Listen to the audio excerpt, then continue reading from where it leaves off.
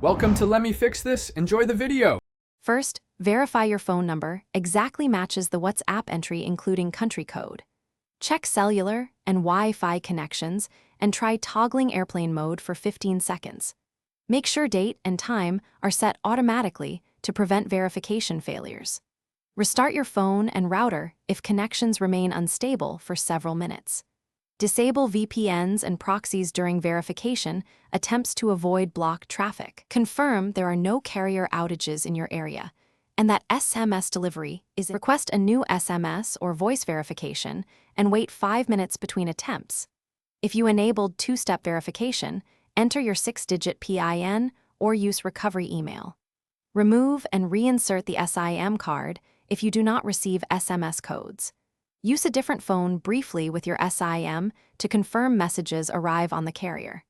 Check that your phone can receive international SMS if you used a foreign country code. Contact your carrier if SMS messages remain blocked or delayed after these steps. Backup chats to Google Drive or iCloud before reinstalling to avoid data loss. Clear app cache on Android or offload the app on iPhone before reinstalling. Reinstall WhatsApp and restore the latest backup during setup within 1 hour. After reinstall, allow permissions for contacts, storage, and notifications to complete restoration. If restore fails, verify the backup account and available storage space on the cloud account. As a last resort, use WhatsApp support from within the app with the exact error message. Thanks for watching. If you found this helpful, don't forget to like and subscribe.